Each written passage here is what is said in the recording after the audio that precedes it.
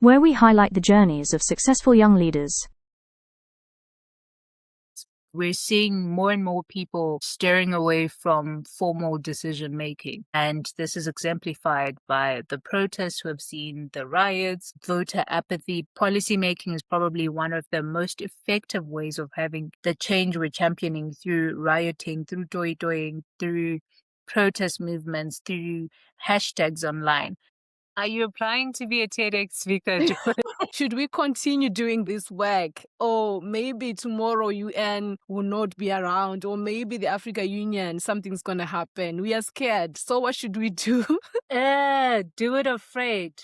Do it afraid. Hello, everyone. My name is Joyce Masvaya, and welcome to Dear Future Leaders, a youth empowerment hub where we encourage young people to grow and thrive. And today we have with us Cynthia Chigwenya, who is the former Africa Union Youth Ambassador. Hi, Cynthia, and welcome to Dear Future Leaders. Hi, Joyce, and thank you for having me. I must say, I am personally inspired by the way you carry yourself, your leadership qualities, your eloquence, and your confidence on stage.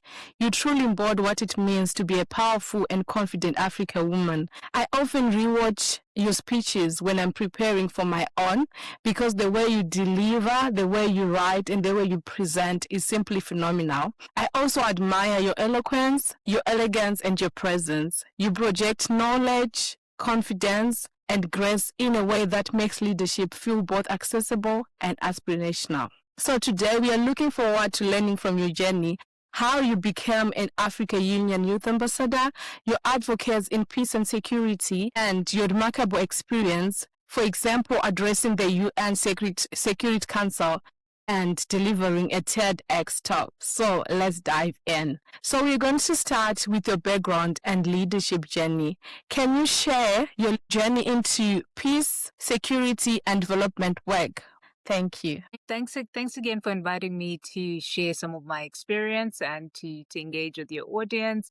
I've been following some of your work as well. And the most memorable one was when you were complaining about some of the injustices or inequalities faced when it comes to participating within some of these international processes. And at the time you were scheduled to travel to the UN and you were having some challenges with your visa.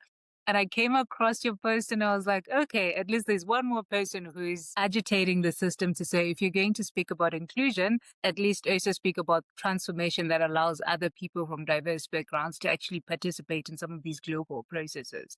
So kudos to you for that and for all the work that you're doing. Now, the first question you asked me was around my role as the African Union's Youth Ambassador for Southern Africa, which ended in April 2020. That initiative came about as a request of the African Union's Peace and Security Council. Now, a lot of people know about the UN Security Council, but not knowing that the African Union actually has a similar structure that is designed in a form that replicates what we find at the United Nations. So similar to what we find at the UN, the African Union actually has a Peace and Security Council, which has 15 member states.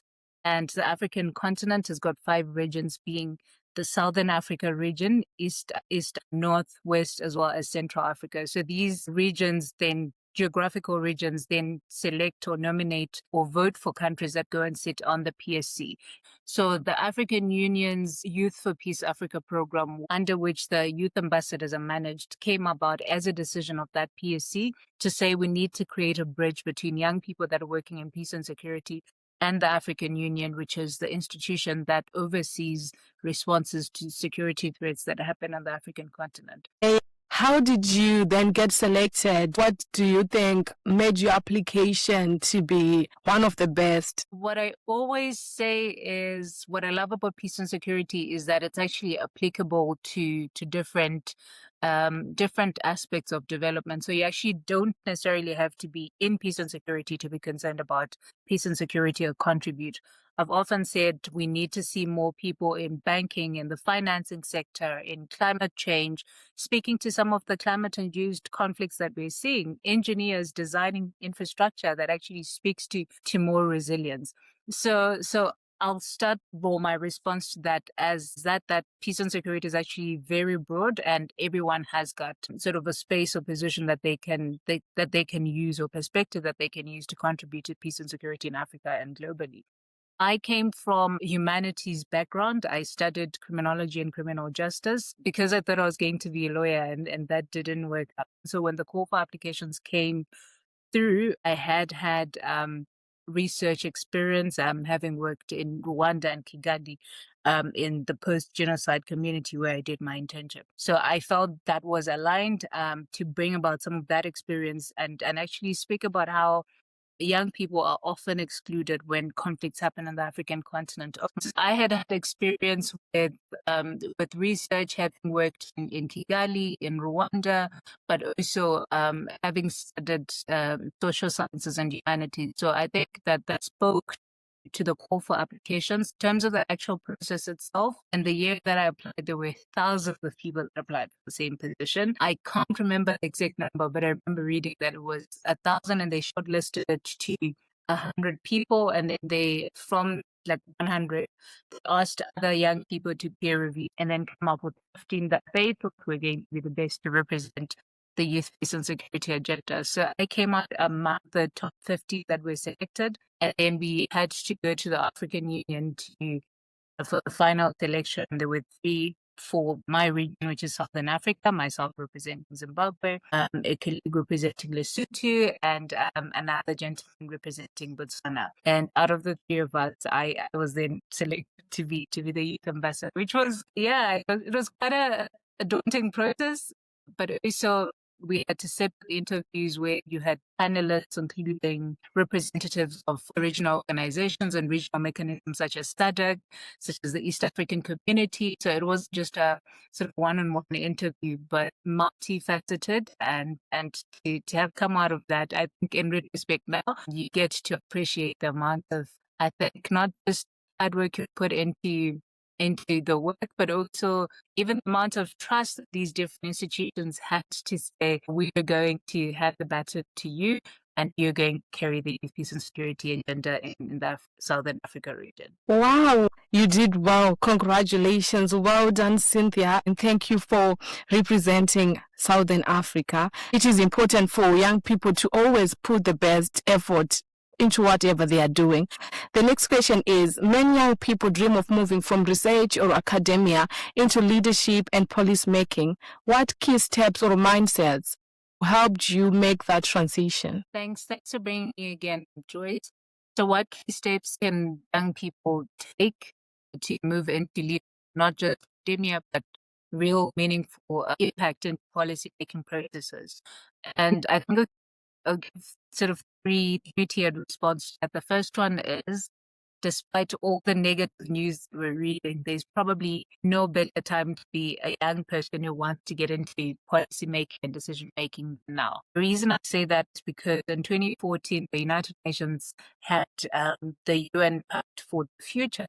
Article 36 of that specifically articulate that the UN has got the mandate to encourage member states or to encourage countries to include young people in decision-making processes and development. We've also seen the adoption of several resolutions, the United Nations Security Council Resolution 2250, which speaks to youth inclusion and peace and security. We've seen 1325, which also covers young women, and several other resolutions that have been adopted. And we're seeing that mirrored at the regional level. So the African Union, for example, through its Youth Charter, which was adopted in 2006, but also through several pronouncements of the same PSC that I mentioned, increasingly encouraging young people to participate in politics and decision-making processes.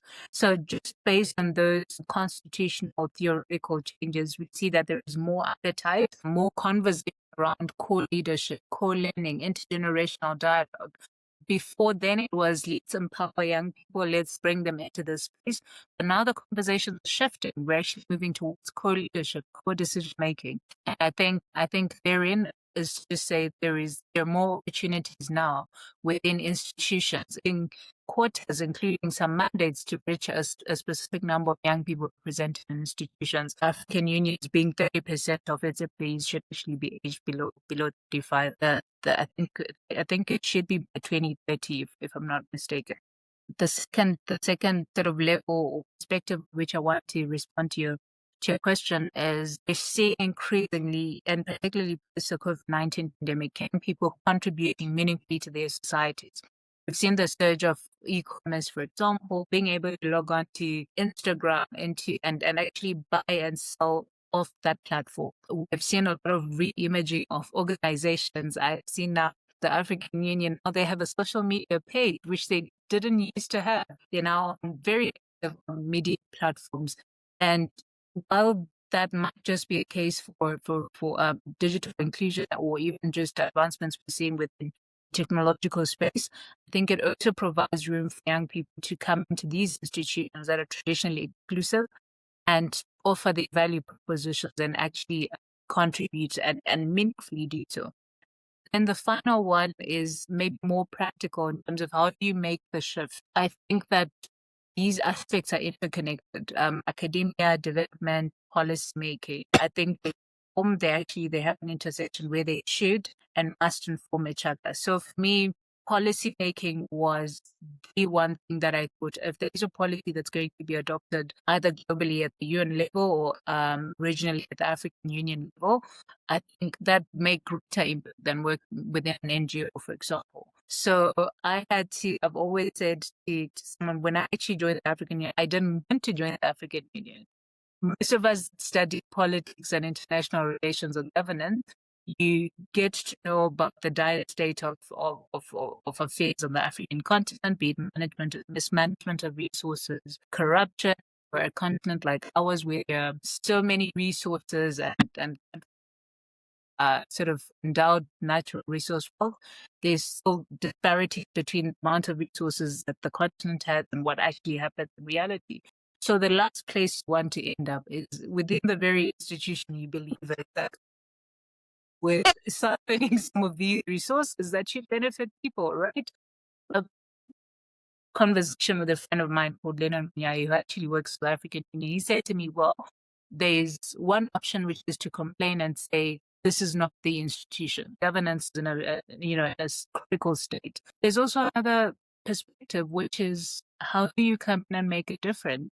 And I think possibility of being able to go into the EU or into the UN and contributing, even if it's just one thing that makes people view governance differently at a continental level, that was inspiring for me. And that inspired the transition from staying into academia to going into policymaking. But I am returning to academia. I'm actually enrolled for a PhD this year.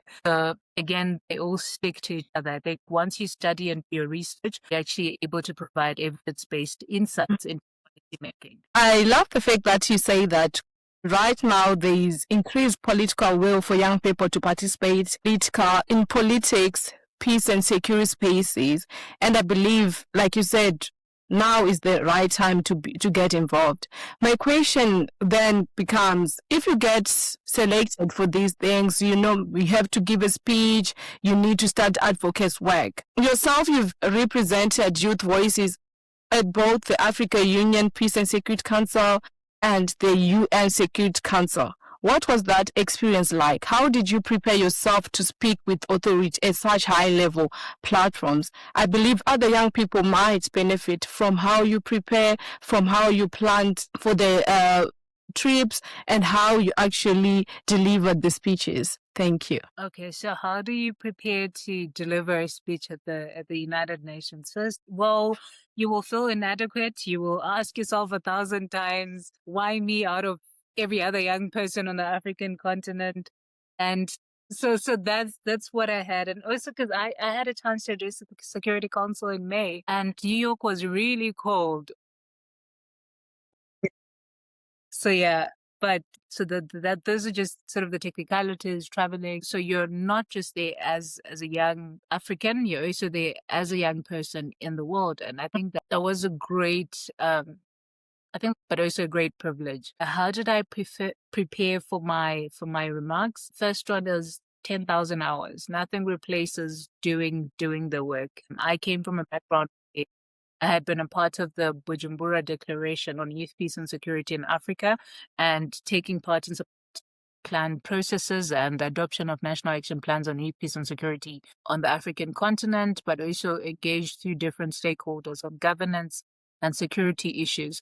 So because I had had that exposure before going to the UN, it grounds you in a level, at least one, of professional experience or expertise, but also an experiential perspective, because that's your experience. No one will challenge that because it's a lived reality to sort of come through in day-to-day living. And then to add that, I think consultation, I also had to consult with quite a number of people who were experienced in the sector to say unprecedented. Was Switzerland who was chairing the UNSC at the time, and we hadn't heard, I think before Switzerland, there weren't as many young women, or particularly young African women who had that opportunity. So how best do I go about it? And then last, I think you speak with authority when you know you're speaking the truth, right? There were conversations at the time, that was 2023, there were conversations on reforms, on making the Security Council more inclusive, more representative, advancing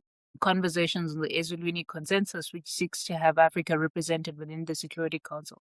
So I think aligning with that, not only because it's conversation take believe in, I think an inclusive United Nations would be a more effective United Nations, and it would deal with addressing the gaps that come from its exclusive decision making, or having only the veto power kind of hampering developments, or even how peace and security threats are responded to. So a belief in that, and that's not because that was a conversation that Ezulwini Consensus was sort of guiding on the African continent, but I actually genuinely believe that that would make the UN more representative, more effective, and more meaningful for nations, particularly nations within the global south, that continued to air concerns around not being as inclusive, and also not being heard when it comes to the UNSC and the UN system. Thank you so much for your response, Cynthia. You mentioned that sometimes as a young person in these high-level spaces, you might feel inadequate, and that resonates with me deeply. I feel that sometimes even when you feel like you are inadequate, there is no harm in feeling the fear and doing it anyway. From your work on the Bujumbura Declaration on Youth, Peace and Security, what lessons can you share about how young people can meaningfully influence policy? First of all, so the Bujumbura Declaration is, I think, is one of the, I think, cornerstone outputs of our cohort as we're the second cohort that did that, along with Mission 55. But what made the Bujumbura Declaration meaningful for us was that we're seeing more and more people steering away from formal decision making. And this is exemplified by the protests we have seen, the riots, voter apathy, people just not showing up at the polls because not in the state that it is in. And the Bujumbura Declaration comes in to say there is still room for young people to contribute in policy making. But not only that, I think policymaking is probably one of the most effective ways of having the change we're championing through rioting, through toy-toying, through protest movements, through hashtags online. If we don't have that translate to policymaking, we risk retrogressing, because we can advocate today, we can go onto the street, but a different government comes in and things change, maybe for better or for worse. But if we have that targeting at a policy framework, it means whichever administration comes in afterwards, they are bound by a legal policy or framework that has been adopted and acknowledged that is in existence and should support or make provisions for youth participation. One of the provisions that the Bujumbura Declaration had was that once a year, which is annually, young people should gather and discuss imminent security threats on the African continent. Since when it was adopted up until now, there is a meeting that happens in Burundi that actually seeks to address peace and security issues and brings together young people from different parts of the African continent. Not only that, the African Union also selected one of the presidents, the president of Burundi, who is the current chairperson of the African Union Assembly this year, to be the champion of youth, peace and security, and then have that speak to when presidents meet, for example, he would be sort of the focal person that speaks to youth, peace, and security. So from that, I think the key lesson is there is room for young people to participate in policy making. And I personally believe that I think that's probably one of the most effective ways of safeguarding some of the change that comes through either through the formal policy making like we did in Burundi, but even through some of the protests. If they don't translate to policy making, then they cannot be sustained or they cannot be engraved into the architecture of how policies or decisions are made within a specific country, but also at a regional continental level. Thank you so much, Cynthia. I agree with you. As young people, we are so good with hashtags on social media, but that if it doesn't translate to policy making, like you said, we don't see so much impact. Presidents change, administration changes, it then just breaks the whole transition and the whole process. There's room for activism, but don't be an activist in a space where you have to be a policymaker. So as a young person, in fact, sometimes I have a challenge when somebody identifies themselves only as an activist, right? Because being an activist, you're advocating against something, but you will come into a UN system where the UN is already speaking about co-leadership and intergenerational dialogue. So what do you then advocate against if the conversation within the same system you have to be an activist, actually quite similar to what you're saying? So I think the room to maneuver and realize that I can be an activist, but in a policy-making space, I actually must bring in value to enhance the process. I think that's key into practical lesson for me. You need to be able to be an activist, yes, an advocate, yes, but also learn policy making, learn what works, what doesn't work when it comes to policy making processes. That's the first one. The second one is, I think, realizing that most of the institutions have historically been exclusive of not just young people, but also women, right? So you're essentially going into a space that was designed with young people to participate and going in to add your contributions or input. At times, or even most times, that is not always welcomed because systems have been the way they are for years, for centuries, for decades. And it only takes time for them to sometimes take in your contributions or even input that young people make. But that shouldn't discourage anyone who wants to go into the space. In fact, the very essence of leadership is being able to say, I may not be able to realize the full amount of change or initiatives that I want to realize as the current youth ambassador. But if I'm able to do one or two things differently, it means the ambassador who comes after me will have a different reality and they might have a different starting point. Then that's motivation enough for you to be able to do that. And then the last practical example is be resourceful. What has worked in my case, I didn't just come in as a youth ambassador for the African Union, but I had professional experience which spoke to some of the work that was happening within the AU as an institution. And I think that has sustained me longer than being a youth ambassador. In fact, I had engagements throughout 2025. Only one of them was from the African Union. The rest were from the African Union's partners who realized that I was a youth ambassador, yes, but I also had other skills and expertise that were relevant to the work that they were doing. And those collaborations and partnerships continued beyond my tenure as an ambassador. So those three very practical examples. Know the difference between activism and policy making, but not only that, form strategic partnerships and also know that the essence of leadership is just hoping that other people will have a different reality. And sometimes you won't realize everything that you want to, but I think there's one or two things that you're able to take from that experience. Thank you so much, Cynthia. One of the practical lessons I'm going to take from this is the ability to be very flexible, the ability to wear many shoes, and also there is a place and a time for everything. So those are very important nuggets. Let's move on to public speaking and TEDx experience.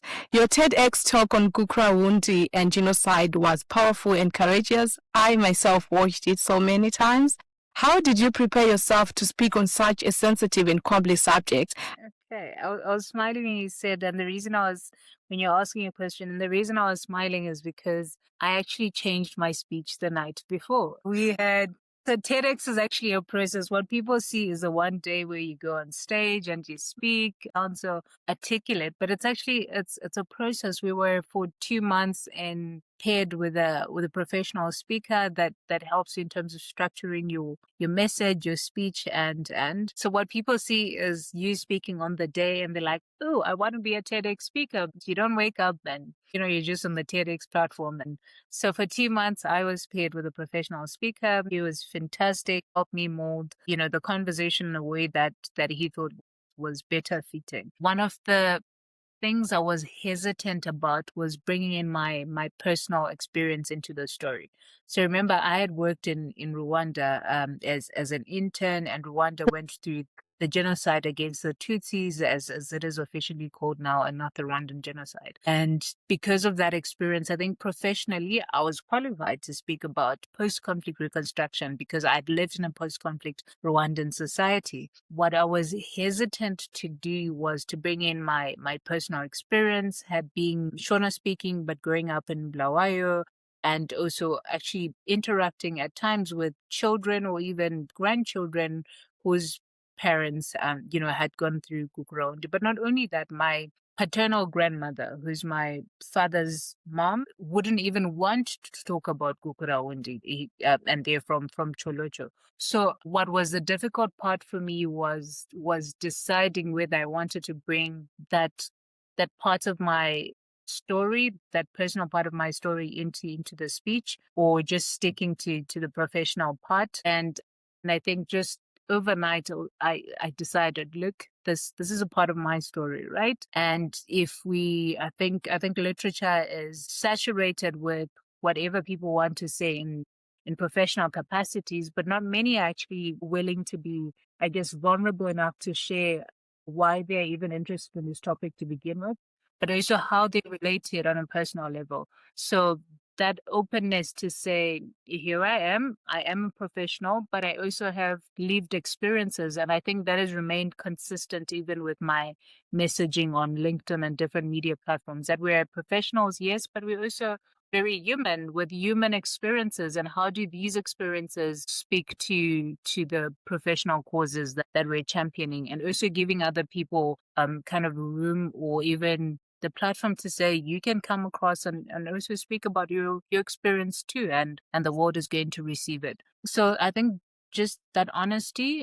and say our professional pursuits are not as divorced in most cases from our personal experiences, and it's important to show up in our diversity and to show up with those stories that are not with sort of the mainstream literature. Thank you so much, Cynthia. Already you have explained the process of TEDx. You say 2 months of preparing, 2 months of being paired with a coach. You walk us through the process from idea development to selection to standing on the right circle. But my question is, how do you actually get involved? How can you be selected to be a TEDx speaker? Are you applying to be a TEDx speaker, Joy? I believe some of the young people might be interested in becoming a TEDx speaker. I might too, but for now, no. But I just want to know the process. I think you should. So TEDx works with its different TEDx platforms. So the one that I was on was called TEDx Littleton Women, and focused specifically on stories of women who were in different sectors, women empowerment. I remember I was on the same year that I spoke along with Graça Machel's daughter, who had actually been a victim of abuse. And she had gone to start her own movement called Kuhluka, which targets women that have been victims of abuse. There were women who were doing work in psychosocial support, etc. So those were different, I guess, thematic areas. With TEDx Littleton, you cannot nominate yourself, so somebody has to nominate and say, I know this young person who's doing work on conflict resolution, and I think, they would be better suited to come onto your platform, and then they do the vetting. However, I'm not too sure if that's a standardized process. There are different TEDx. We see now there's TEDx University of Pretoria, which focuses specifically on students and some of the initiatives they're doing in their communities. I know there are different TEDx platforms that have come across, and they might have very different ways of inviting participants. I know TEDx University of Joburg, you can nominate yourself, while others are not allowed. So you just need to check on which specific TEDx platform you're going to be engaging, and then what their selection criteria is. Okay, thank you so much, Cynthia. Let's move on to style, confidence, and representation. Men admire not just your words, but how you carry yourself as a confident African woman leader. Honestly, whenever I look at your LinkedIn, your speeches, most of the time you're in the African attire. Most of the time you have those like African hairstyles, and I love it so much. So, how important do you think personal style and presence in leadership podcasts? That's very interesting. First of all, thank you very much. Thanks for the compliment. How do I believe personal style influences leadership? Before you even speak, people see you and look at you, and I'm very cognizant of that.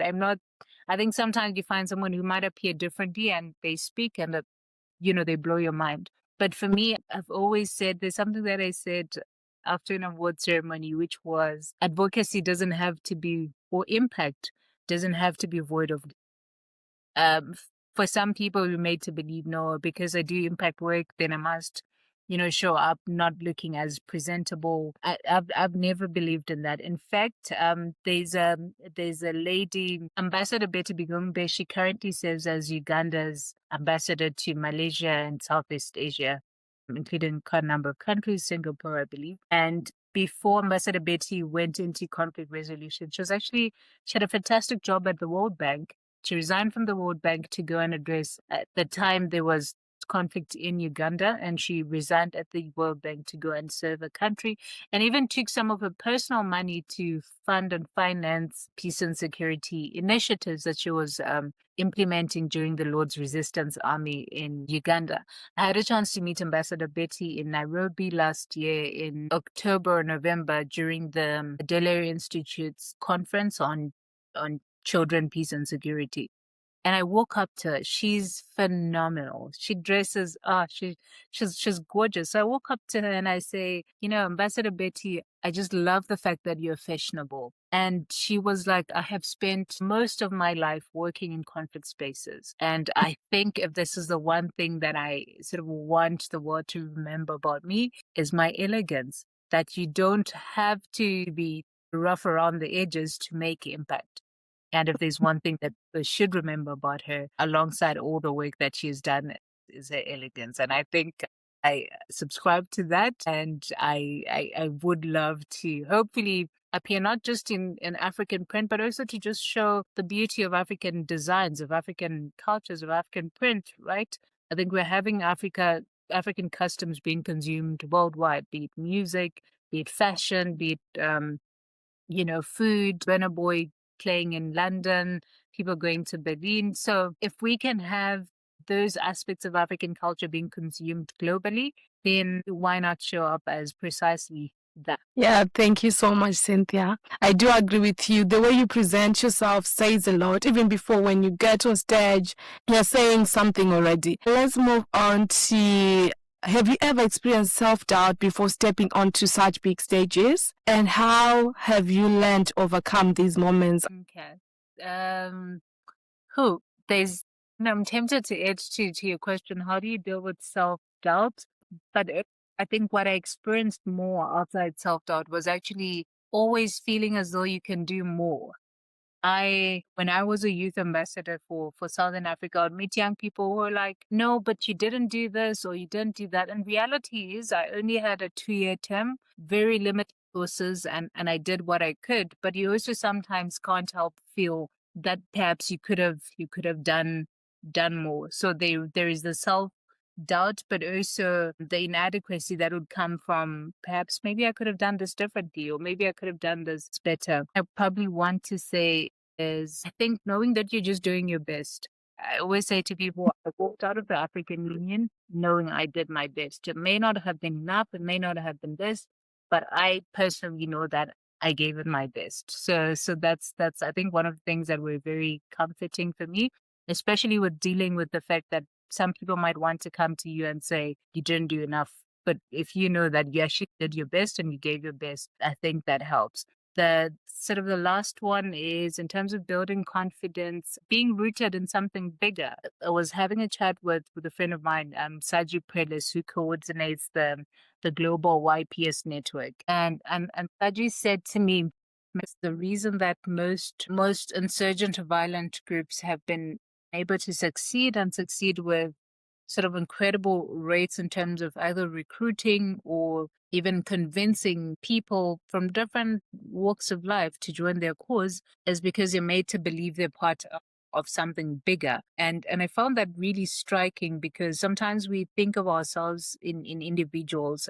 We think, I'm doing this work in climate change as a person, as Joyce, as Cynthia. But when they do their work, they do that as a collective, the bigger purpose that, for example, some, in the afterlife, if you look at cases of people that get involved in bombings, for example, or even suicidal attempts, they're made to believe that they will get a better reward in the afterlife, or they will get something bigger. So I think realizing or understanding that our work is not in isolation, but it actually speaks or contributes to something much bigger than ourselves as individuals. I think that always gives me the most hope and most confidence that what I'm doing is not just for myself, it's not just a professional passion, but actually something that could result in meaningful change for millions of people. That's powerful, Cynthia, and I think it also resonates deeply with me. I feel like getting and connecting to a greater purpose is fulfilling and also as very satisfying as well. So talking about being connected to a greater purpose, looking ahead, what are your long-term aspirations in peace, security, and development? What impact do you hope to make in the next decade? That's a very packed question. I'm reserving my response for my closest circle, but I hadn't. I'm kidding. I had an interview with the same friend that I mentioned earlier, Lennon, on the African Union's podcast. And they kind of said to me, "Oh, now you've done this for AU. What's the next step for you?" And there's an African public intellectual called Brian Kagoro. He works for the Open Society Foundation, and Brian always says, "There's one thing that I don't like about young people. You guys do not normalize the word power. Like, you are so afraid of saying the word power. You must normalize saying power. So maybe in the next 10 years, we'll take over power." I do have aspirations to go and work for the government. I think there's much to make in terms of profit in the private sector, but there's greater impact to make in governance structures. So be it for my own government in either Zimbabwe or South Africa, depending on some personal choices that I will take, but also within intergovernmental institutions such as the Southern African Development Community, or even the African Union itself and the United Nations. So definitely, I think working within the public sphere, public sector is something that I find the most fulfillment from, and something that I will keep beyond being in academia for the next 3 years. I'll definitely work for government. Just have to decide which one or which institution, but I'll definitely stay in governance and politics. Yeah, that's awesome, Cynthia. This reminds me about what the UN Secretary General mentioned during the Pact of the Future when he was talking to young people. He said that power is not given, but power is taken. So that's so true. Let's talk about the shifting geopolitics and the growing debate around the future of multilateralism. How do you see the future of multilateral cooperation, particularly in peace and security? Do you believe international organizations can adapt and remain effective in this era of increasing global tensions? Yeah, that's a very packed question. I process of applying for a US visa, so I'll be very cautious around what I get to say, and not otherwise I won't get my visa to attend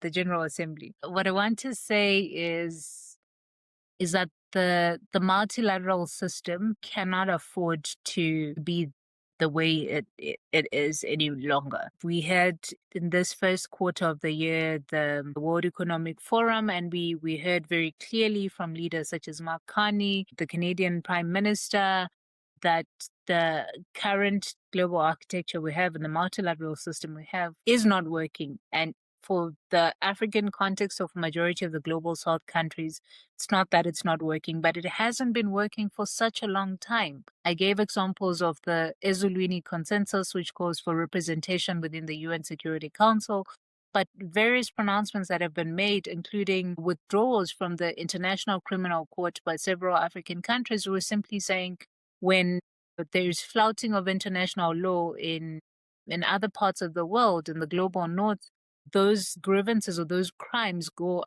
unpunished. But when there's flouting of international law by global south countries, then the ICC is seen extending its might. So I think that the global architecture at the moment, or as is in grave concern. In fact, some people are even saying it's not just going through a crisis, it's actually rupturing. We're getting to see very evidently, very clearly its shortcomings and its faults. I mean, if you look at impunities when it comes to crimes against the people of Palestine, if you look at what is going on in Sudan at the moment, but on a day-to-day basis, we're seeing also even private sector companies polluting rivers, not being held to account, destroying forests, not being able to be held account, building in the Masai Mara, international hotels, building where, it's supposed to be preserved, passages for animals not being held to account. So there's, yes, impunity in the public sector and international governance, but I think even more worrying is impunity in the private sector, which doesn't get a lot of criticism as we do the impunity we see in the public sector. My question is, for young people who aspire to influence policy and work with international organizations during these complex global moment, what mindset and skills do you believe are most important? Should we continue doing this work? Or maybe tomorrow UN will not be around, or maybe the African Union, something's going to happen. We are scared. So what should we do? That's the question. Do it afraid.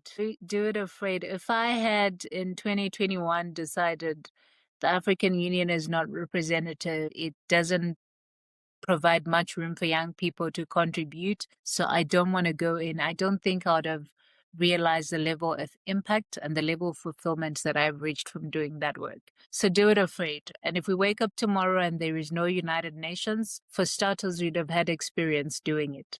So you would do it differently because now you have experience.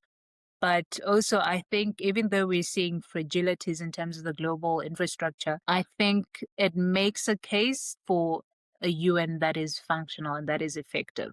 So if there is a point that the UN should introspect, should factor in some of the suggestions, recommendations they're having, this is the moment to come back and actually prove its relevance to different communities and different societies. So to young people, I think join the bandwagon, do it afraid. And if we wake up with a different reality tomorrow, you're waking up with a different reality, yes, but you also have experience from what the world used to be. And I think that's the very essence of leadership. You might not even be here to realize when the change happens, but do it so that you contribute to greater good. And that collective that I mentioned about, that you're part of something bigger. I mean, it might not be you, but it could be your sister, your younger sister or younger brother who gets to inherit a different world simply because I think the young people of today were willing to do something differently. Thank you so much. Thank you. That's so powerful. I love the fact that you say that as young people, we need to learn from our experiences and we have to do it afraid. So the final question, Cynthia, looking back on your journey so far, what is one defining moment that affirmed that you're on the right path? One defining moment that affirmed that I'm on the right path. Kenya. I was in Kenya again in November, and a young person that I met at the very beginning of my term came to me. This was 3 years later, me to say thank you. It's not the policies that we've done. It's not addressing the UN Security Council. It's just knowing there's a mindset shift around young people, and particularly young people in Africa, to stop viewing themselves as victims of different governance systems, but looking back and saying, what can I do to contribute to governance? I think that captures that. Thank you so much, Cynthia. I am going to join that young man in saying thank you. I have learned a lot from you, the way you present yourself, the way you carry yourself, the way you actually deliver your speeches. Honestly, you represent us so well. And I would love to say thank you so much. It was really an honor to host you on Dear Future Leaders. I believe a lot of young people have learned a lot of information from you, and they're going to implement the information in their journeys moving forward. Thank you so much. Well, thank you. Thank you, Joyce, for having me and for creating this platform. I think it's important to showcase different examples, different experiences.